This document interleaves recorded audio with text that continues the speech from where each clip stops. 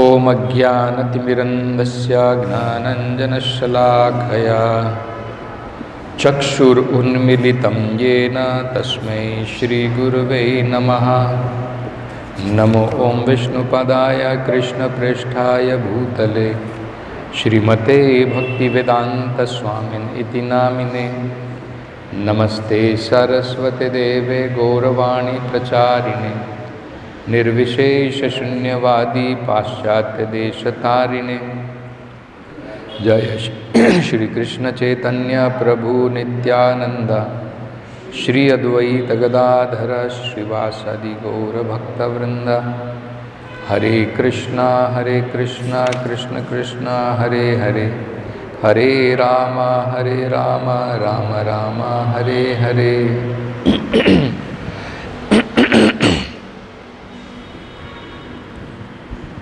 So,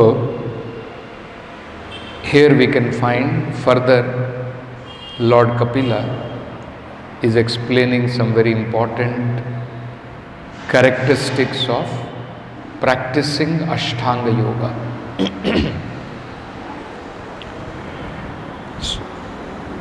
There are a lot of rules and regulations one must observe. So few rules and regulations which Lord Kapila mentioned, we saw earlier. And further now he is elaborating what are the other rules one must follow. So here he is saying, Ahimsa Satyam Asteyam. One should practice non-violence. He should practice truthfulness.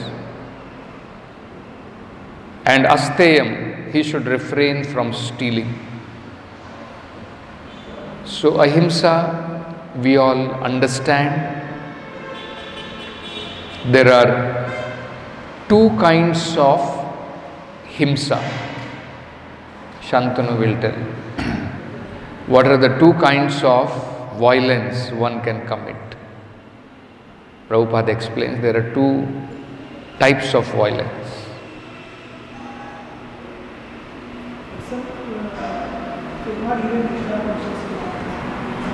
Yes.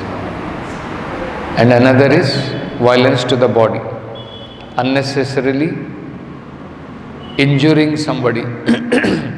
So two types of violence one commits is when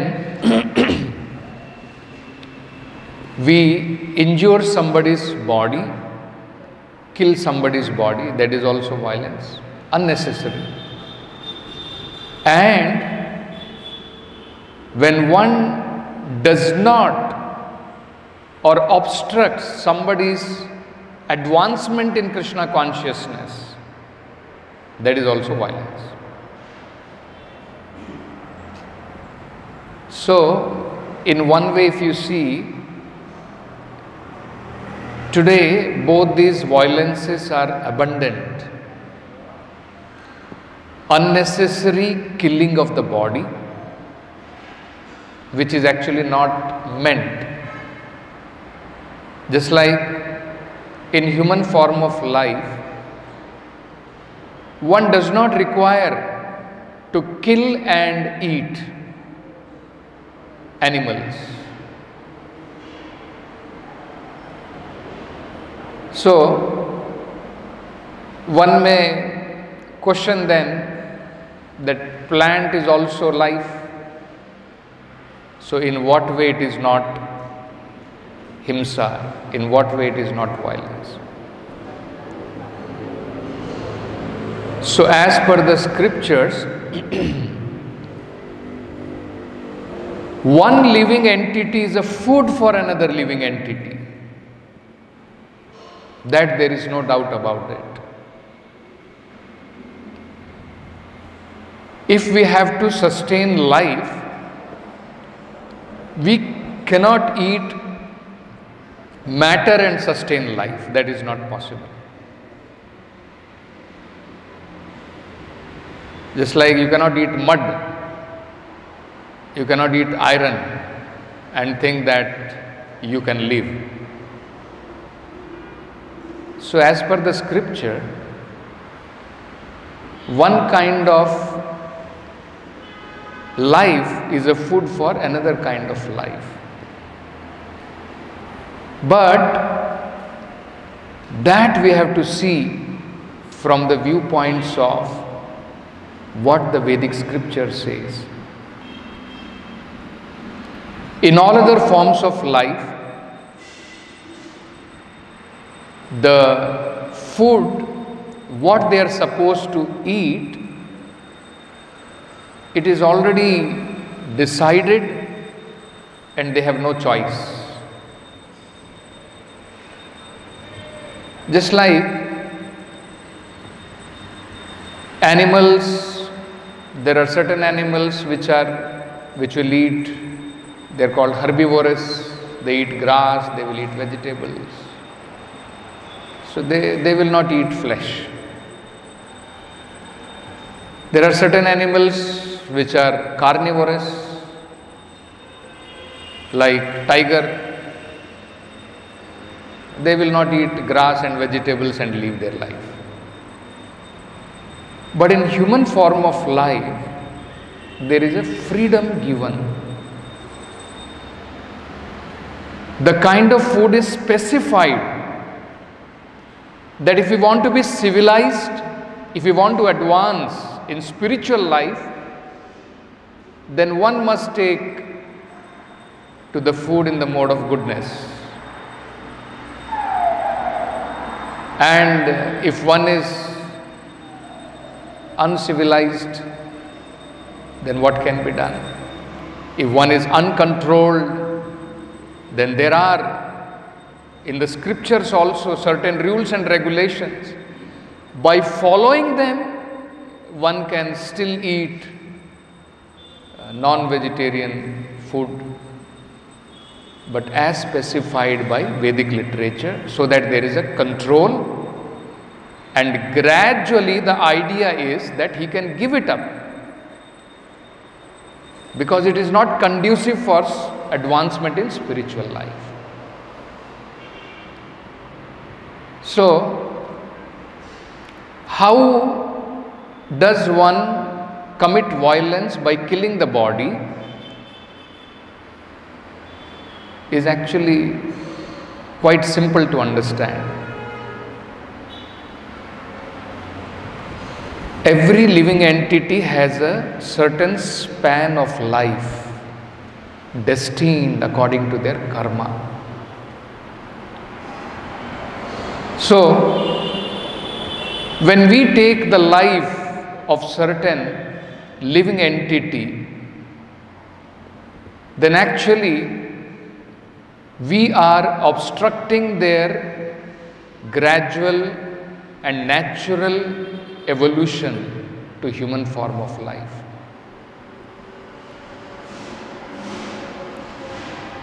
Let us say, for example, if a goat is supposed to live for a certain number of years and somebody cuts the goat and eats it, then actually the goat may have to again go back and take that form of life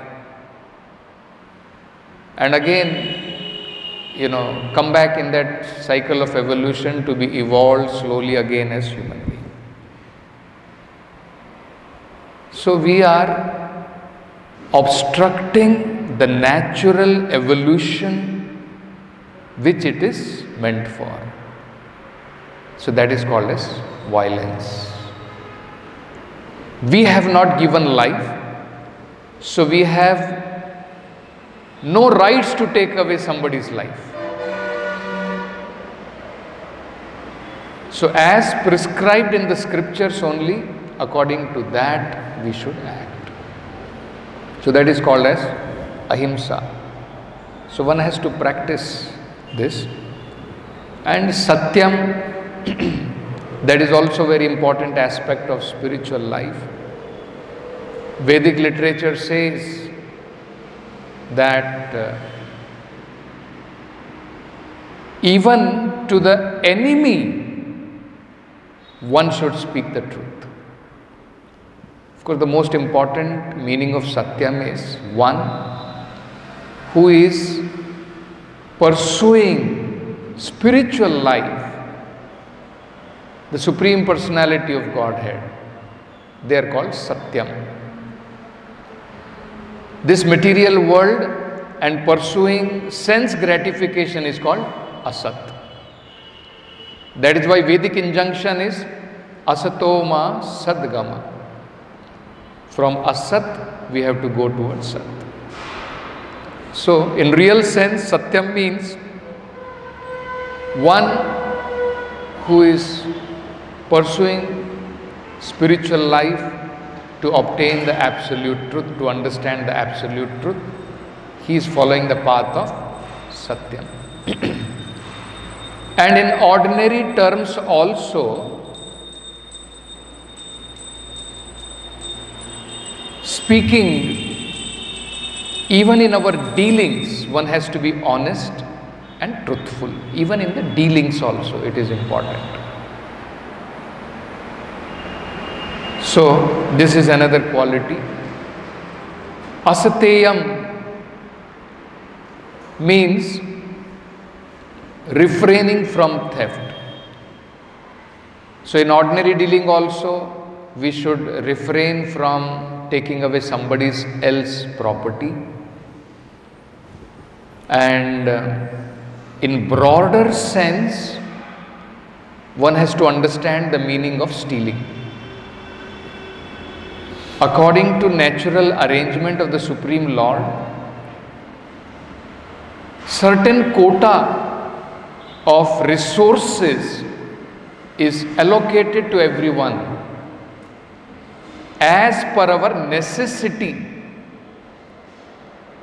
So, if apart from necessity one tries to accumulate more, he is a thief.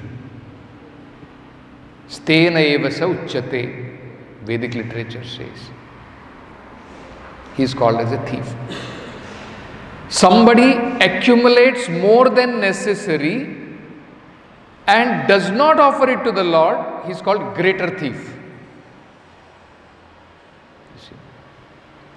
So first of all, accumulating more than necessary itself is a theft. And then over and above that, we don't offer it to the Supreme Lord.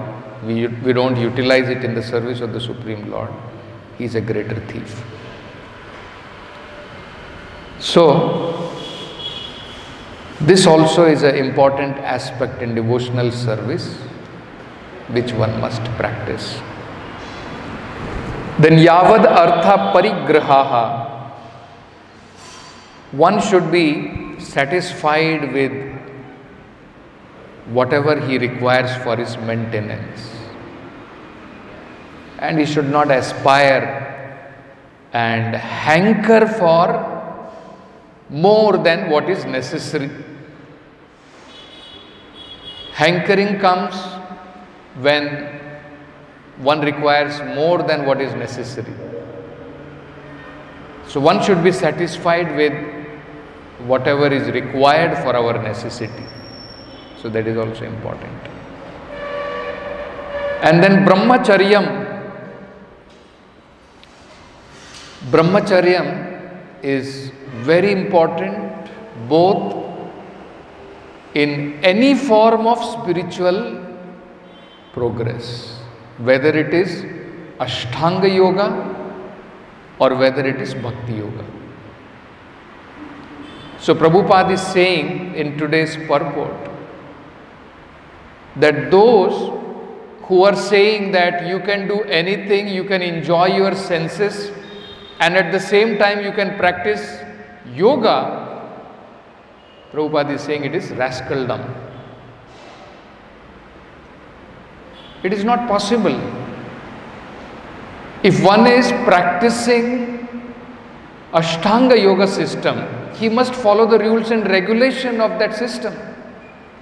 So one of the very important requirement of practicing Ashtanga Yoga is brahmacharya. So brahmacharyam is required even in Krishna consciousness. But there is a little difference that Prabhupada explains in Bhagavad Gita, in that chapter where in the 6th chapter, which is called as Sankhya Yoga. So there Prabhupada explains this very nicely. This is in the Shloka 13th and 14th. Krishna mentions brahmacharya as one of the very important requirements. So Krishna is saying, Samam kaya shiro grivam dharayan achalam sthiraha samprekshya nasika agram swam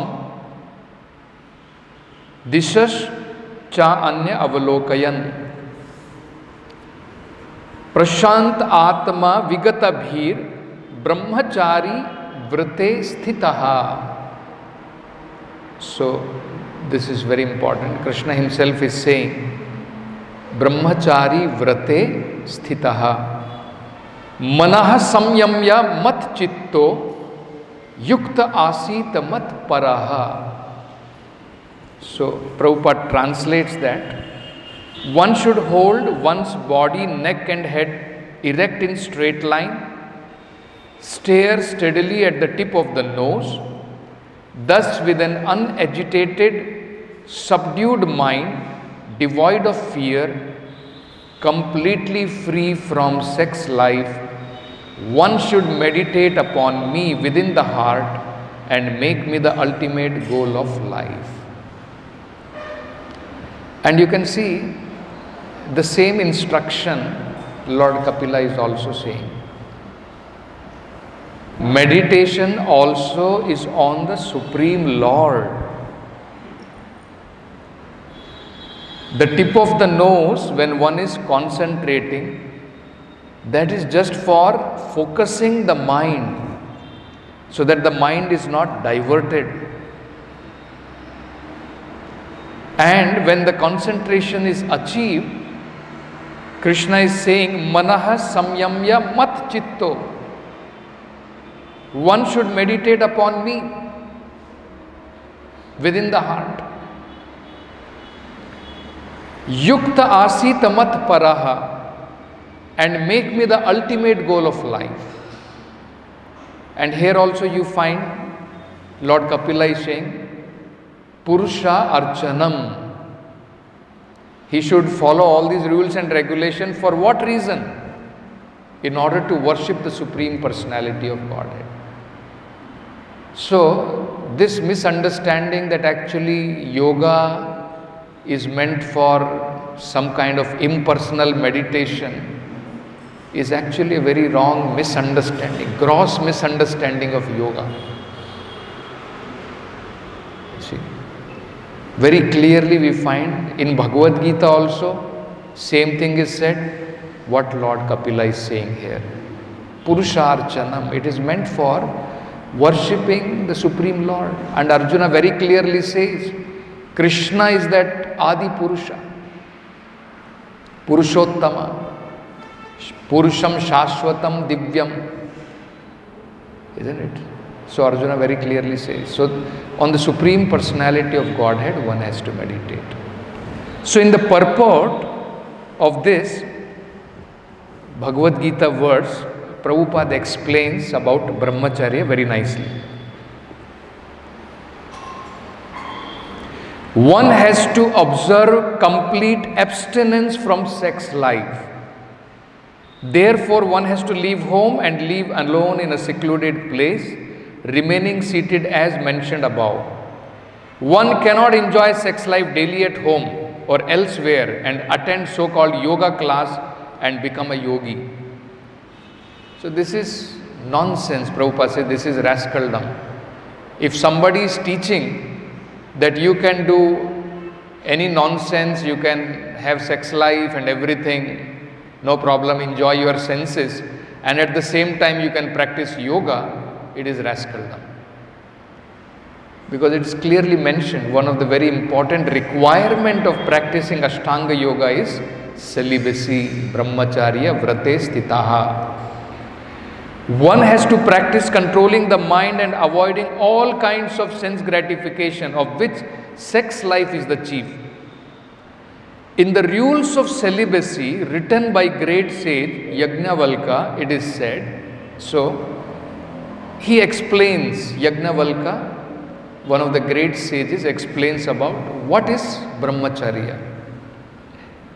Karmana manasa vacha sarva avasthasu sarvada sarvatra maithuno tyaga brahmacharyam prachakshate. Karmana, in our action, we have to give up maithuna, sex life. Manasa, in our mind, thinking, even thinking about maithuna, it is also considered to be breaking brahmacharya. Vacha, in our words, we should not use. In our mind, we should not think.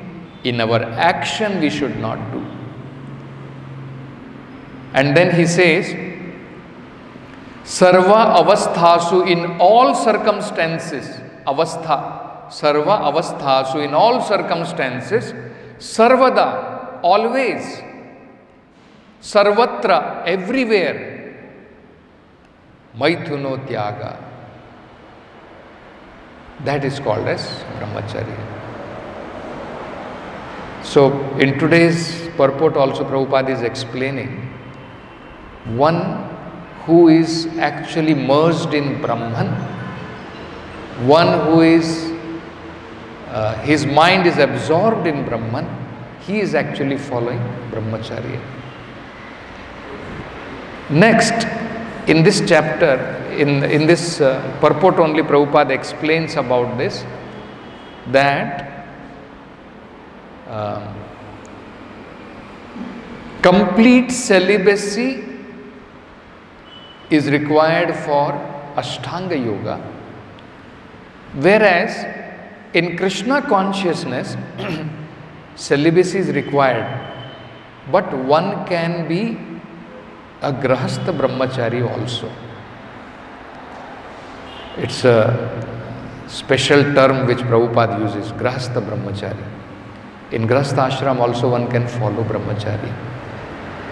So Prabhupada is saying, the vow of Brahmacharya is meant to help one completely abstain from sex indulgence in work, words and mind at all time, under all circumstances and in all places. No one can perform correct yoga practice through sex indulgence. Brahmacharya is taught therefore from childhood, when one has no knowledge of sex life. Children at the age of 5 are sent to Gurukul, or the place of spiritual master, and the master trains the young boys in the strict discipline of becoming brahmacharis. Without such practice, no one can make advancement in any yoga, whether dhyana, jnana or bhakti. This is important. Without practicing brahmacharya, one cannot advance in any yoga. One who, however, follows the rules and regulation of married life, having sexual relationship only with his wife, and that also under regulation, is also called brahmachari. Such a restrained householder brahmachari may be accepted in the bhakti school, but the jnana and dhyana school do not admit even householder brahmacharis. They require complete abstinence without compromise.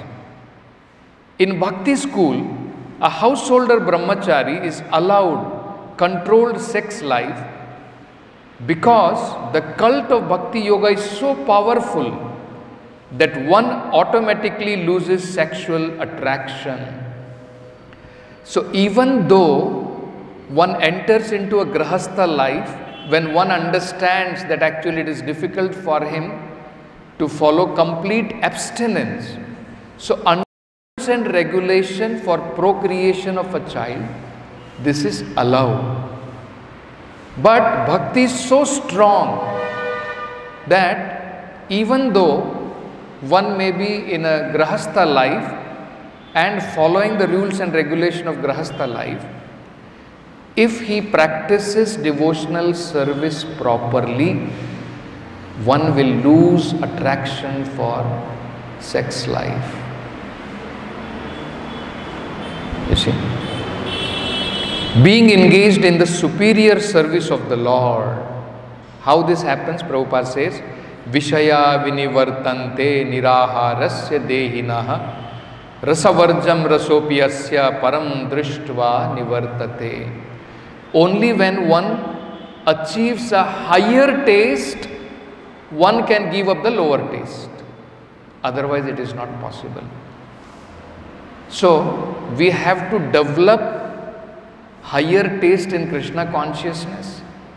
Then it will be possible that we will be able to give up this lower taste. Otherwise, it is impractical. It is not possible. So this is how one should follow brahmacharya. And then Prabhupada talks about swadhyaya. Swadhyaya means reading the authorized Vedic scriptures. So this is also a very important part of yoga, whether it is Ashtanga yoga or whether it is Bhakti yoga. Srila Rupa Goswami very clearly states, even devotional service which is practiced without reference to Shruti and Smriti, it is actually creating a disturbance in the society. Shruti Smriti Puranadi Panchratrikim Vidhim Vina Ekantika Harer Bhakti Utpateva Kalpate. He says that without reference to Shruti, Smriti, Purana, Panchratriki Vidhi, if somebody is practicing Harer Bhakti, he is saying that I am practicing devotional service. Actually, that is creating only disturbance in the society. That is why we find so many apasampradayas, so many sahajiyas. Sahajiyas means they don't read Vedic literature, they are not inclined, they are not interested in understanding the scripture.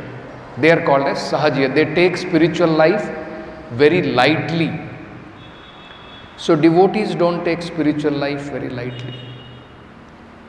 So swadhyaya, it is both for, Prabhupada is saying, even if one is practicing Ashtanga yoga without reading the scriptures, it is meaningless.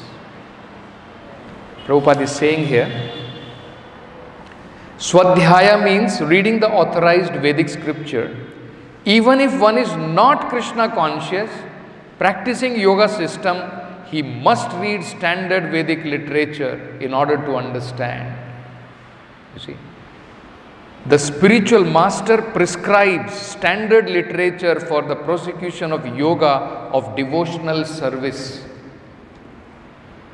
So, spiritual master prescribes what should be read, what is not required to be read, because otherwise there are so many scriptures that if we will try to read by ourselves and try to understand, we will get lost in the scriptures and we will not be able to understand the essence of that scriptures. The real intent of that scripture we will not be able to understand. So that is also very important. So Prabhupada has given so many Vedic literatures. There are smaller books. There is Bhagavad Gita. There is Nectar of Instruction. There is Nectar of Devotion. So all these very important books, Prabhupada is saying we have around 60 books, more than 60 books, isn't it? And we have sufficient engagement in that sense. All of us should understand it is so important that if we want to have our devotional creeper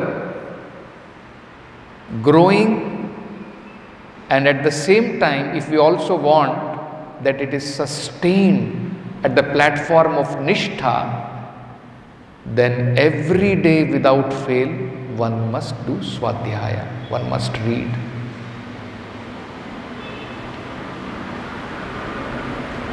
Because the spiritual sound vibrated by the spiritual master is not some ordinary sound. One should not think. The scriptures are nothing but the words of the Lord Himself. There is no difference between the Supreme Lord and the words, either glorifying Him or the words spoken by Him. Both of them are non-different. So, when we are reading, we are actually associating directly with the Supreme Lord. That is what one should understand. And when we read this and hear this spiritual sound which is vibrated by pure devotees like Prabhupada, it actually enters into our heart and it will cleanse our heart of all impurities. Today in the morning, it is such an important instruction we read in Namamrita. Prabhupada is explaining from the example of that Mohammedan governor who, after hearing the holy name from Chaitanya Mahaprabhu and chanting the holy name, immediately asked Chaitanya Mahaprabhu, "How can I serve you?" So Prabhupada explains that if one advances in chanting the holy name, then the next step which will follow is he will be very eager to serve. Very eager to serve. So, if we are not having that eagerness to serve, means we are not hearing properly. Sometimes devotees find their services becoming mechanical. Devotees want to avoid services, isn't it? Somebody's services, if I have to do, we feel so much difficult in, isn't it? Actually, when one is advancing in spiritual life, his eagerness to do service will increase. Sometimes devotees have this question, how to balance sadhana and seva, right? Very simple. Sadhana, if you do properly, your eagerness for seva will increase. Otherwise, what seva are you going to do? It will be only mechanical. If you have no understanding about what service you are doing, whom you are serving, and if you have no feelings, then actually so many laborers are also doing, isn't it? But they are doing for their sense gratification. There are so many, maintenance staff is there, they are also cleaning the garden, they are also cleaning the temple. They also get benefited, no doubt about it. But it is not service. It is not loving devotional service. Bhajatam priti purvakam. That eagerness, if it has to come, then we have to improve our shravana. That is very important. Isn't it? So, devotees must find somehow or other time daily to read. At least Prabhupada prescribes minimum 1 hour. They should be able to read. Sometimes Prabhupada even says 1 chapter one should try to read at least. Isn't it? And lot of difference you will find. Sometimes what happens is we may not have so much attraction for reading. Even my life, when I came to Krishna consciousness, I was not very inclined about hearing philosophy, reading, all those things. I was not very inclined. I came, and when for the first time, of course, some inquisitiveness was there about spiritual life, and I had a, very, very horrific experience in material life. My grandmother passed right in front of me with heart attack. For around half an hour she was suffering. So that made me to contemplate about what is this material life all about. Our near and dear one, they just go away. Where do they go away? So what is this life? So I started searching. I went to Raman Maharishi ashram. I went to Ramakrishna ashram. So that Ramakrishna Swami I met, he said, "What are you doing?" I said, "I am studying my 12th standard graduation." Just I had entered into the graduation.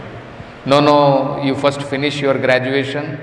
After that you do your master graduation. After that you can come. You see. So it was by the grace of the Lord somehow I was saved. And then somehow through one alcoholic friend, we used to call him Small, very short. In Kannada we call Gidda. So like that, of course, because I was in St. Joseph's School, college. So there everybody used to speak only English. So we used to call him Small. So one day, he was smoking. And he said, "You know what Jaddu Krishnamurti says? You just enjoy whatever you are doing. When you are smoking, just enjoy that." But he said, "Anyway, you are also looking for spiritual life now? I tell you, there is one address you can go." And he gave me the address of Cord Road ISKCON, that Bellary Road ISKCON. So, because I was not very attracted to that Jaddu Krishnamurti, you enjoy what you are doing, smoking, all that. So he gave me address of that Cord Road. I went there, and there they told me, no, it is already, they have already shifted to Rajaji Nagar. So this is their new address. So then I got to know the new address. So I used to have a bicycle with me, and I would catch one truck going, because trucks would go little slower but more faster than the bicycle. So with one hand I will catch the truck, and with that I would move and go to the Cord Road. So first time somehow I landed on Sunday. Sunday used to be our holidays, and that is how. And the first time I saw the kirtan, ecstatic kirtan, was blown out. It was out of world. Never I saw such kind of, happiness. So kirtan was something which attracted me. And after the kirtan, the prasadam, that, they used to have that sweet pongal made in ghee. That is what attracted me. So I used to wait only. But somehow after that, devotees pulled me, said, one senior devotee is giving association, because I used to come regularly. Immediately after kirtan, I would leave. So no, one senior devotee is there, he is giving association. So then they called me, brought me to Chanchalpati Prabhu.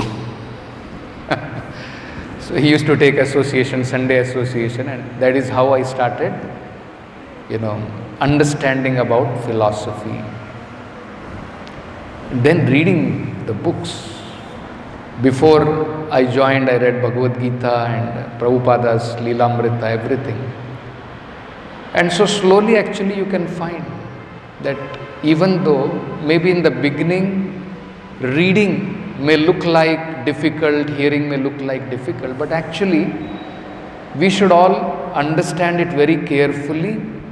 The difference between, Prabhupada says, Krishna conscious temples and other temples where people find it so difficult, somehow or other they want to finish their services in the temple and go and enjoy their life.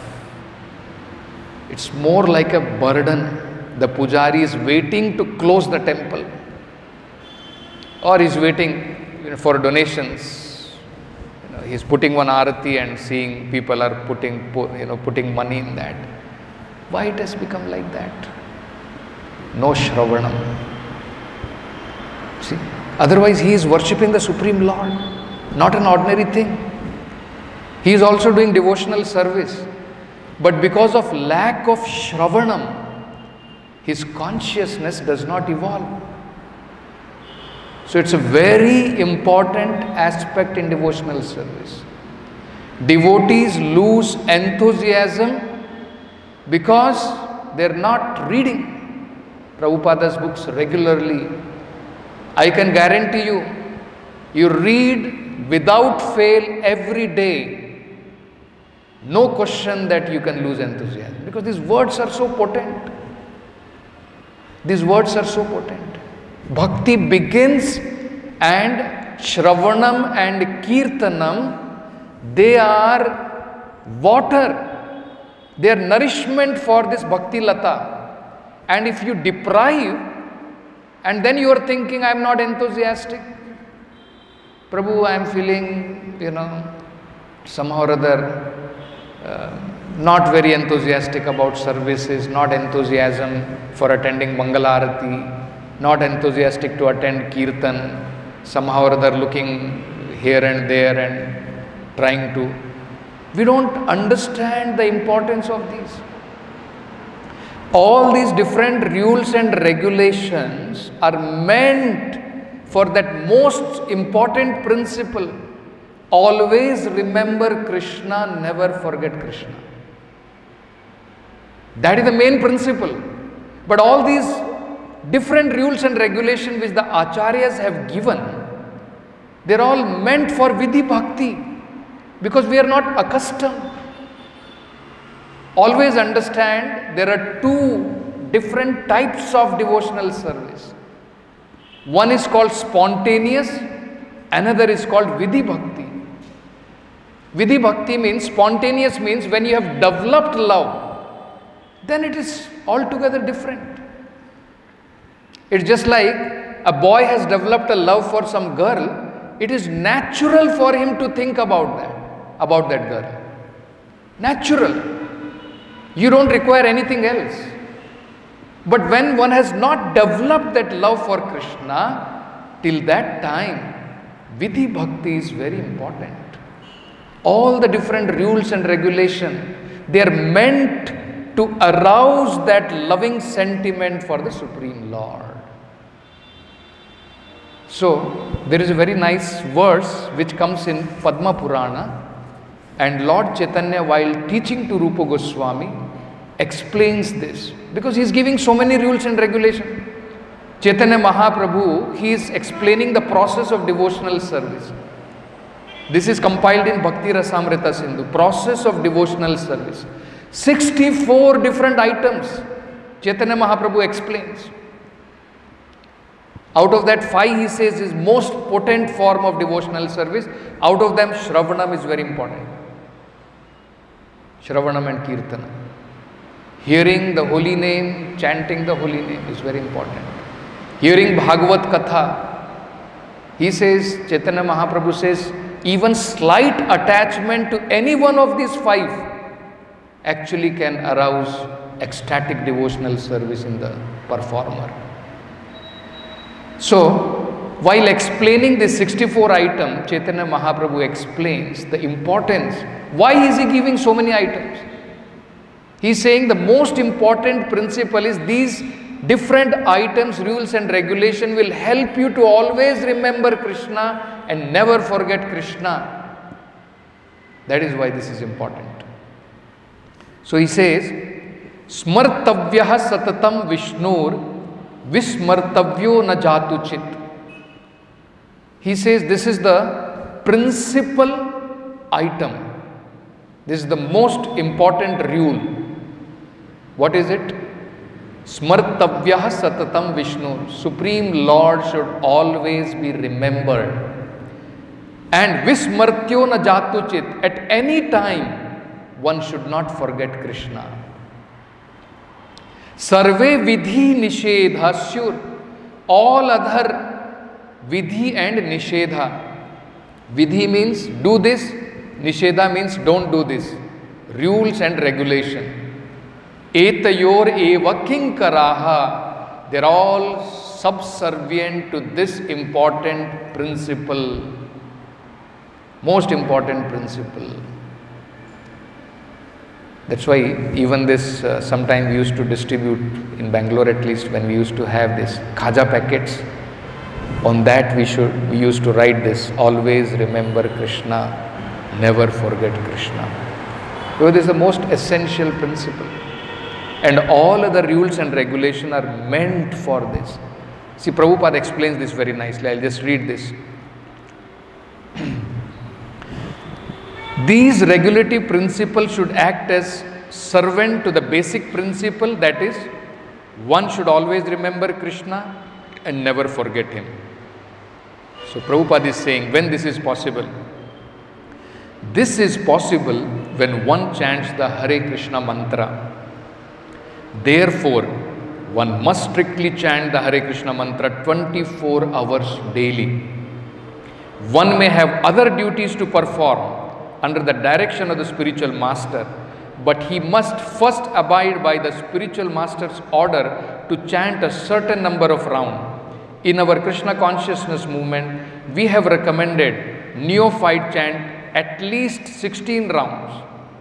Chanting of 16 rounds is absolutely necessary if one wants to remember Krishna and not forget him. Absolutely necessary. Chant 16 rounds, hear them. If we want to follow this principle, always remember Krishna and never forget Krishna. Of all regulative principles, spiritual master ordered to chant at least 16 rounds is most essential. And then Prabhupada is also explaining what are the other activities one should do. One may sell book, enlist member, or render some other service, but these duties are not ordinary duties. You see, these are all different engagements which serve this principle of always remember Krishna and never forget Krishna. This is very important to understand.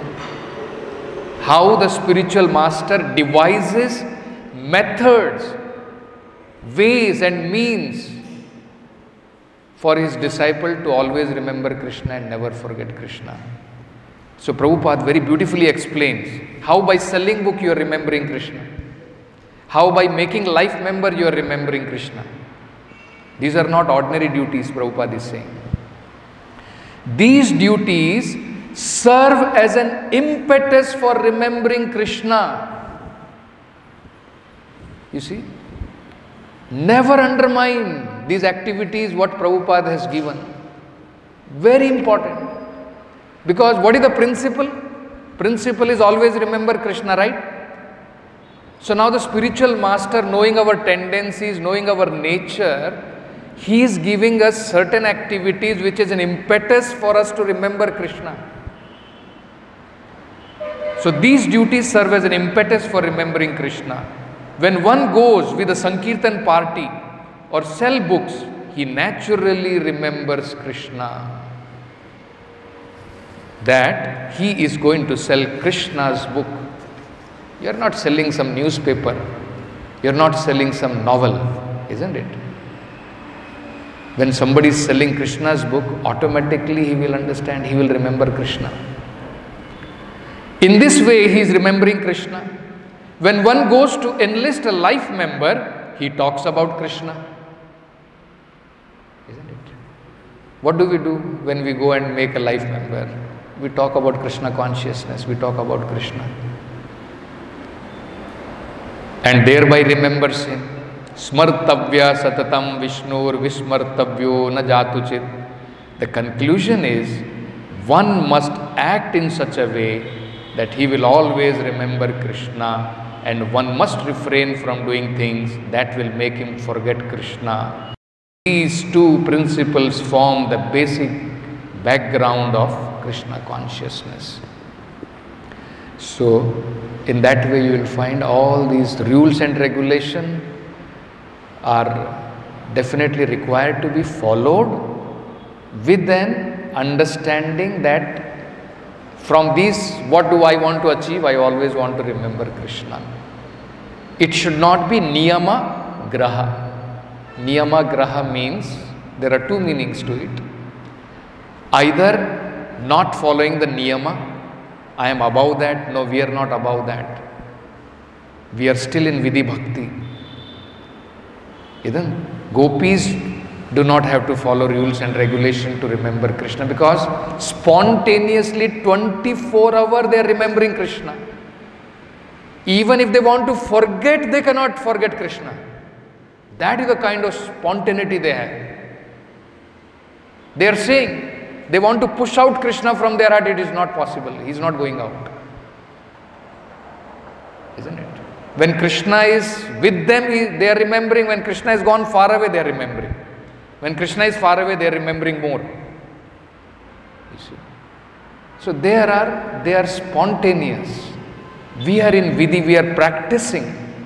So for us, what we have to follow, all rules and regulations we should follow, but we should not forget the essence of following the rules and regulation is to remember Krishna. So both are important. Don't follow in a way where you only follow rules and regulation and you forget that actually it is meant for us to remember Krishna and not forget him. Just like the Yagnik Brahmanas in Krishna Leela, they forgot, they were following all rules and regulation, but they forgot the most important principle, that actually we should be remembering Krishna. Krishna came to beg, his friends came to beg, they refused. No, we are following rules and regulation. Still it is not time to give you. We have to still offer to the yagna. Isn't it? Then Krishna said, go and ask the wives of the Brahmanas. They neglected the so-called rules and regulation. They neglected the order of their husbands. Rushed to the forest and with love and devotion offered to Krishna. You see? Because they were following, never forget Krishna, always remember Krishna. So, both are very important. So, do not think this is very important, because devotees sometimes are missing a lot of programs which are very spiritual, potent programs. We may not understand, we may think I have become now sufficiently number of years, 10 year, 12 year, I am there now, no issue. So Guru Puja, I will just attend, after that Kirtan is not required, and then we miss out of the Kirtan. And then class, we are missing out of the class, missing out of some programs here and there, not reading regularly, no discipline. Actually, disciple means proper discipline. If you just follow, Prabhupada says it should be like the clock. It is ticking, like that discipline you should follow. And you will find a lot of difference. Follow it for some time, the discipline, and you will follow. You will find a lot of difference. Automatically these programs are so potent, anarthas will be removed and you will develop a natural taste for Krishna consciousness. So we'll stop with this Granth Raj Srimad Bhagavatam ki jai, Jagat Guru Srila Prabhupada ki jai.